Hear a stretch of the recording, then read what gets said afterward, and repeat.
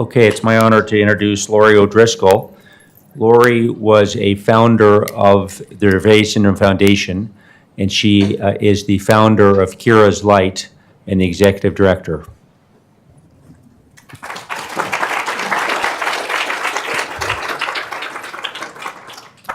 I'm going to put my stopwatch on so I don't run over. I'm honored to be here and be part of this conference and to be able to share my story and my journey of hope and Dravet with all of you. Out of respect for my fellow Dravet parents, especially those newly diagnosed who might not know me, I feel that I should start by saying that although my story and my journey is one of hope, it doesn't have the happy ending that you want it to have. My daughter Kira passed away last year on January 16th, 3 days after her 12th birthday from SUDEP and Dravet syndrome. Parts of this session might be emotional, and I don't want to make anyone uncomfortable, so I just want to give you fair warning. The beginning of my story starts like so many of our stories. Kira was born otherwise healthy and had her first seizure when she was 5.5 months. It lasted 25 minutes. Exactly a month later, she had a seizure that was 1 hour and 15 minutes. In December of 2005, she was 11 months old, and we received the diagnosis of Dravet syndrome. At the time, she was the only child in Connecticut known to have Dravet. I remember going home and getting on the computer, emailing and calling and trying to find somebody somewhere at a hospital or neurology office that knew what Dravet was or had a patient, and I couldn't find one. There were a couple that knew about it, but they didn't have any patients. We were sent to see an epileptologist in New York. I will refer to this doctor as Voldemort, he who cannot be named. Woo! Out of the gate, we encounter our first doctor, who was condescending, who had absolutely no bedside manner, spoke to his fellow or attending in the room as if we weren't there, and he just didn't seem invested in his patients. It also really bothered me that he could never say Kira's name correctly. It's really not that hard. It's like a key you turn, Kira. At our first appointment with Voldemort, he told us, and I quote, "She will never be able to read or write, and she will certainly never be able to do math, but at least she's cute." In addition to offending us in just a few seconds, he took away all of our hope. That was a very dark year for us. By the age of 2, Kira was having hundreds of myoclonic jerks per day and at least one 45-minute seizure every 4 to 6 weeks. We had tried and failed 7 different medications. She stopped talking and walking, and I saw my little girl start to slip away from me. But then we met Dr. Linda Lux and learned about the ketogenic diet. We were hopeful that it might reduce the myoclonic jerks, and to our shock, within 2 weeks of initiating the diet, the myoclonic jerks completely went away, and she started walking and talking and thriving again. I remember my first Dravet conference back in 2008. My whole family went. Kira was 3.5, and my son Aiden was 5 months old. Like this is for some of you, it was our first time meeting other families and children with Dravet. And we made some lifelong friends, and I hope you guys get the chance to do that this weekend if you haven't already. It was informative and intense. There are 3 things that stand out in my memory that I want to share with you to help explain the events leading up to DSF being formed. During the conference, we had a consultation with Dr. Charlotte Dravet. During the meeting, Kira was in the hotel room with us and was keeping herself occupied by walking around and telling stories to herself. At the end of the meeting, Dr. Dravet expressed to us that she thought Kira might be autistic and that she seemed like she was in her own world. With the language barrier, I don't think she understood most of what Kira was saying and assumed it was nonsense. And my sweet girl always had something to say. In all fairness, if you aren't familiar with the backyardigans and Dravet syndrome and English isn't your first language, couldn't really blame her for thinking that. And at that point, Dr. Dravet had never met a child with Dravet syndrome like Kira who seemed developmentally okay. And please don't misunderstand, I'm not faulting her. She actually sent me a very sweet email on Kira's 1-year anniversary. The second moment came during an elevator ride at the hotel. I entered the elevator, pushing Aiden in the stroller with Kira walking beside me. She was telling me about the two friends she had made in the daycare room. There was a Dravet father with his 7 or 8-year-old daughter in the elevator with us. He asked me how old Aiden was, and I said, he's 5 months. He was shocked. He couldn't believe that I had gotten a child diagnosed at 5 months. And I just stood there for a moment because I realized he thought Aiden was the one with seizures. The third most important moment at the conference was meeting Maryann Mascis. Sorry.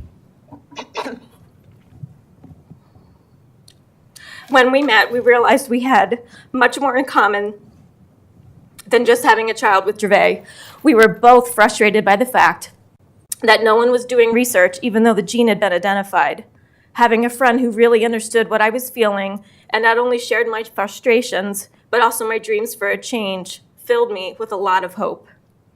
Kira's dad and I left that conference more concerned than ever, though. Everything we were learning seemed to be doom and gloom, and Kira wasn't supposed to be doing so well. And yet, despite prolonged seizures, she was doing remarkably well. I kept thinking, surely she can't be the only one. And at the same time, I was worried that this good streak wasn't going to last, that I'd see her slip away from us again. When she started preschool at the age of 3, full-time, she had a 12-word vocabulary. To me, I'd have to interpret the words to other people sometime. She was not able to jump, to run, or to walk upstairs. But the combination of her determination and positive attitude, along with a group of remarkable teachers and therapists who took the time to educate themselves on Dravet syndrome, produced remarkable results. I've never been one to sit on the sidelines. So I decided to make a documentary to share her story, and we called it Kira's Light, The Journey of a Child with Dravet Syndrome. I wanted to share with other families that getting a Dravet diagnosis didn't guarantee a life of regression and complete disappointment, to let them know that there was hope. Dravet is difficult. We know it's raw, we know it's awful, but it might not be all doom and gloom. I also included her teachers and therapists in the video to share their perspective, hoping other teachers and therapists might learn something as well. Over that next year, my friendship with Maryann grew, and we had more and more conversations about wanting to be catalysts for change. By definition, hope is to cherish a desire with anticipation, to want something to happen or be true. In 2009, when we founded DSF, we came up with the tagline, Raising Hope and Changing Lives Through Research. Maryann and I were cautioned by one of our researchers that the science wouldn't move as fast as we'd want it to.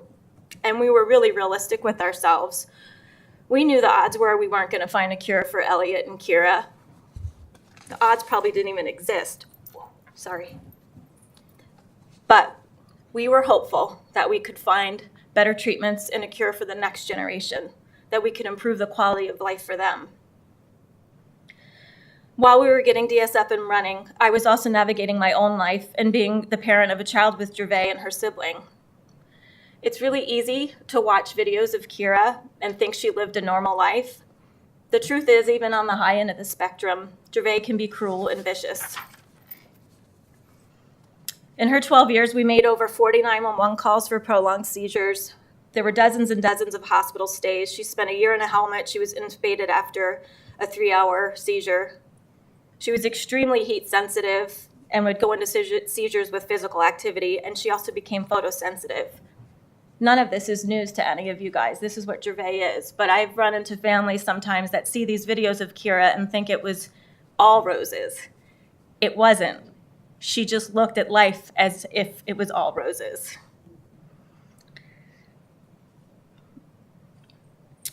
When physical activity started impacting her life even more, we had to stop doing dance, which she loved. And it took me 2 years to realize all I needed to do was start a unified dance class in our town. And that's what we did.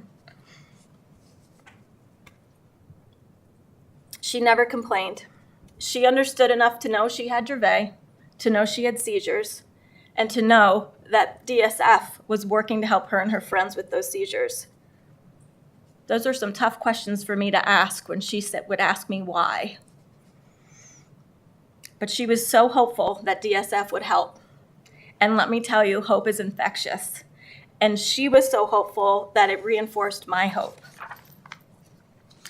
I choose, like her, to focus on the good moments and make the most of them, to find strength and hope to carry me through the rough patches. There's so many obstacles that can prevent you from having hope when you're the parent of a child with Dravet. Regardless of where they are in the spectrum, you may experience some of these obstacles or not, and it's all completely normal. Let me repeat that. It's all normal. And it's also normal for them to come and go throughout our journey. These are just a few that I had experienced.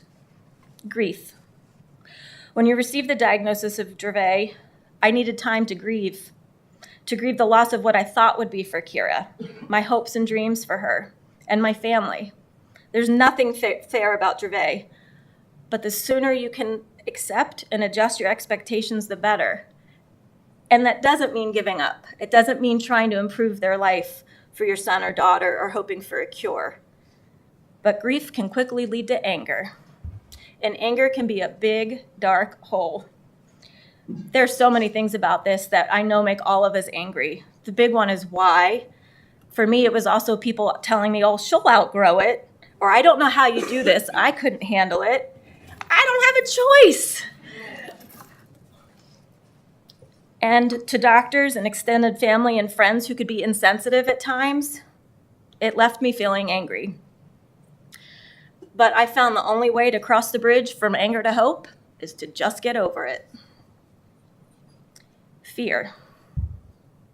How many people in this room have experienced fear? Yeah. For me, there are several different types of fear. There's the fear of not knowing when the next seizure would happen, how it would affect development, when there might be another meltdown or tantrum, what is going to happen when they have a virus. And then there's the fear of knowing what might happen. They might have a seizure. They might get a concussion or a brain injury or SUDEP. Ask questions and educate yourself as much as you can. I found that this helped me so much. And you're all doing that. You're all here. And if you're not here, you're at home watching the videos. Take precautions and make the decisions that feel right for you, but don't be held captive by fear. I mentioned the year we spent with Voldemort at the beginning of my presentation. There was one good thing I learned from him. I was getting ready to take Kira on the airplane for the first time to see Dr. Lux. And as you can imagine, I was nervous to fly. And when I asked him about it, he looked at me. I said, what do I do if she has a seizure? And he's like, then she has a seizure. And at the time where I was in my journey, I couldn't even understand his lack of concern. Now I get it. Well, actually, a couple years after that, I got it. They're going to have seizures. If you go on a plane, they might not. You go to the playground, they might not. And if you can figure out the triggers and try to manage it and try those things with caution, it kind of helps you get away from the fear a little bit. I have to share another story because Pat Dean is here today, who is a nurse down in Miami Children's Hospital. Back in 2010, we were having Kira's Butterfly Bash, which was a gala held to benefit DSF, and Pat was there. We were running around, as you've seen people doing here, getting things ready, and Pat and Giselle asked if they could take Kira across the street to get a manicure. And I just froze because Kira had never been without either me, her father, or her nurse. And now they want to take her out of the building across the street. And Pat just looked at me and she said, Lori, seriously? I had even forgotten in the moment that she was a nurse who works with a doctor that specializes in Dravet syndrome. So I somewhat reluctantly let her go. And then a little while later, I got the pictures. That sounds so silly that I wouldn't have thought to just let her go, but I didn't. I was afraid. And after that, and seeing the pictures and the joy on Kira's face, it helped me be hopeful for more experiences like that for her. Thank you, Pat. It is hard to have hope if you live in a constant state of fear, so I shifted my perspective to be cautiously optimistic. I also granted myself forgiveness. No parent is perfect, but for us, the stakes are different. but we still need to cut ourselves some slack. We might make the wrong call sometimes. None of us are perfect. There's also isolation. When Kira had her first seizure, I remember being surrounded by a small army of people showing support. And then the second seizure happened, the third, the fourth, and I noticed this group getting smaller and smaller. Pretty sure there was only 1 or 2 people left by the 50th seizure. I've spoken to enough families over the years to know this isn't unique to me. This is just part of what happens. I don't even think it's unique to Dravet. The very fact that we're dealing with the rare epilepsy, though, can leave us feeling isolated. It's really hard to understand what you're doing and what we're experiencing if you're not walking in our shoes. I know I felt unreliable at times because we'd have to cancel plans at the last minute, or we'd have to leave someplace because she was having a seizure. And people can be really harsh. To quote James Taylor, they can hurt you and desert you and break your heart if you let them. Don't you let them. Don't you let them. Those are the people we need to just say goodbye to. Anyone who has family and friends who understands, or who at least tries to understand, is very fortunate, because not having that can make you feel isolated. But just look around this room. We're not alone.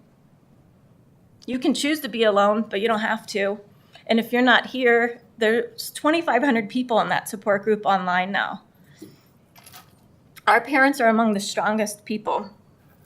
Starting DSF was my idea, but it wouldn't have happened without Maryann, Mascis, Janice Stanley, and Amanda Rentz. Together, we can give each other hope. With all these obstacles come coping mechanisms.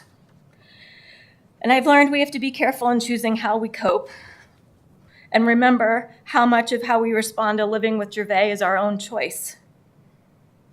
They are by no means easy choices, but in the end, they are in our control. And some mechanisms can be a slippery slope, and we know what those are. Drinking, smoking, eating, lashing out at others. They can lead to dangerous things that will be of no benefit to you and certainly no benefit to your family. Part of choosing to be healthy and positive is to remember to take care of yourself. I had to learn that it was okay to take care of myself and nurture my own soul and not feel guilty about it. Just as a flight attendant instructs you to put an oxygen mask on yourself first before you help your child, you have to help yourself before you can nurture your child. It doesn't matter if it's exercise or meditation or knitting, bird watching. Just do something that makes you happy, even if it's for 5 minutes. It's so important. For me, it became running, which if you knew me 10 years ago, you wouldn't have believed, because I hated running. But we were starting, John and Dana Keating were starting Team Racer, which were doing rock and roll half marathons across the country. And so here I was persuading families to start teams and fundraise. And John and Dana said, "You're convincing everyone else to do this. Why don't you do it?" It was 3 awful months of training. And I kept saying, there's no way I'm doing this ever again. And then I get to Providence, and I think we had a team of 25. I get to the race day, and I am hooked. I'm hooked by the spirit of hope within the team. I was just hooked with the adrenaline rush crossing the line. And then Kira asked if I won the race. No. I'm really grateful for that outlet, because it's really come to help me in the last year and a half. It's weird. I was talking to some parents last night, and we were talking about if anything good comes from Dravet. I think there are some good things that come from Dravet. I know I learned hope and patience and compassion and unconditional love. We all had dreams. Now we've accepted and have a new reality. And I learned to live in the present, not the past or the future, but in the moment. And I learned it was okay to laugh. Kira had the greatest little belly laugh. I told this story once when she was with us, and I have to share it again. Kira is one of the few that went through early puberty. In 2nd grade it started. And we noticed because things were developing, and then there was some spotting of blood. And we explained to her Her body was changing. We went to see an endocrinologist. She had been on the ketogenic diet for 8 years at that point and wasn't growing. So at the same time that we put her on a growth hormone, we put her on Lupron to suppress the puberty. And I'm supposed to give her the shot every 12 weeks. So the first month goes fine. The second month, she starts having some breakthrough discharge. And I'm in the bathroom with her, I notice it, and I start getting really upset because I just get angry again. This kid can't cut a break. So I take her into her bedroom, and I said, we need to change your underwear because of the discharge. And she looks at me and she goes, wait a minute, Mom. First my vagina is bleeding, and now it's a dishwasher? And 2 seconds later, she starts laughing, and she's like, that's the wrong word, isn't it? I was like, yes! But again, that laughter, if she's gonna laugh and not complain, what am I gonna? I can't. Boy, she'd kill me for sharing that one. You do, though. We just need to focus on the good. And even if those moments are small, cherish them and hold on to them to get you through the rough times. Hope is everywhere. It's everywhere. You just have to look for it. Kira taught me a new way of looking at the world, of seeing it as a place of hope and wonder where anything is possible. Our children are so unique in so many ways. They have a sense of innocence about them, of giving and accepting love. Imagine if we could all treat others with such unconditional love. I feel so honored that this morning I was able to spend some time with some of your Dravet children in the Music Together session. It was so moving to see smiles on their faces and hear them laughing, singing, and watching them dance. I did get choked up when we were singing This Little Light of Mine, I'm Gonna Let It Shine. I woke up this morning with a sense of anxiety for the day, and spending time with them left me with a sense of hope. Thank you for that. Siblings. Being the brother or sister of someone with Dravet isn't easy and it has its own challenges. But I've seen firsthand how it makes them more empathetic and more accepting people. This morning, Jenny Tischer did a program with the siblings. And at the end of it, she asked them to write notes about things that stuck with them. And this is a quote from what one of the siblings wrote. There are other people feeling this. You are not alone. You hate to learn to accept your fate. Look in the darkness for light. Look in the sadness for happiness. And look into the eyes of Dravet and tell it you are not sad, worried, or scared. That's the sibling. If that doesn't give you all the same amount of hope it gives me, I'm sure it does. It also gives me hope for a future filled with more kind and loving people. Through my journey, I've met a lot of people and a lot of medical professionals. Doctors like Kelly Knupp, Joe Sullivan, Linda Lux, Ian Miller, nurses like Pat Dean, and so many others, many of whom are here at the conference. Although you might now need to travel to see one of them, no one needs to go online anymore and search endlessly to find a connection to help them. I've also been fortunate to meet many of the researchers and geneticists who've dedicated their work to helping our children and giving us hope for those better treatments and cure. Jack Parent, Scott Baraban, our entire medical advisory board, meeting these brilliant people who dedicated their work to helping our children gave and gives me so much help. They have dedicated their life and their work to these children, and most of them do so much work on their extra time, and they do it because they care. Kira was tested at 11 months old because a geneticist happened to read the article about the SCM1A gene. We know that one of the keys to a better outcome is an early diagnosis. The testing available today makes that more possible and strengthens the hope of a better outcome. To date, DSF has funded 33 research projects totaling over $3.6 million. It was only 4 years ago at our Chicago conference that discussions were taking place regarding Epidiolex and fenfluramine and getting trials started. With regards to science, 4 years is fast, although it still isn't fast enough for me. It's progress, and it's so helpful.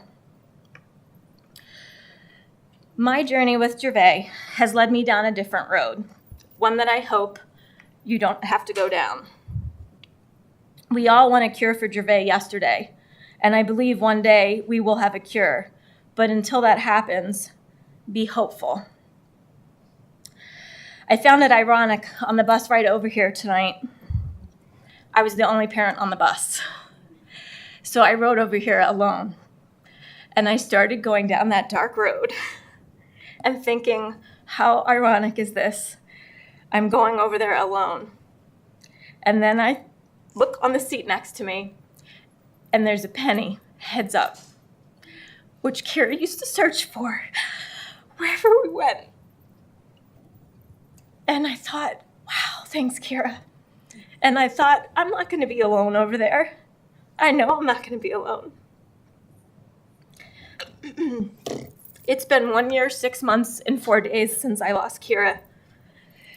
I lost a large piece of my heart and soul, but I haven't lost hope. I hope more than ever that we find better treatments and a cure for your children. And I know sometimes hope can seem like a distant star, but don't lose sight of it. When you have hope, anything is possible. And as Kira would say, you just have to believe.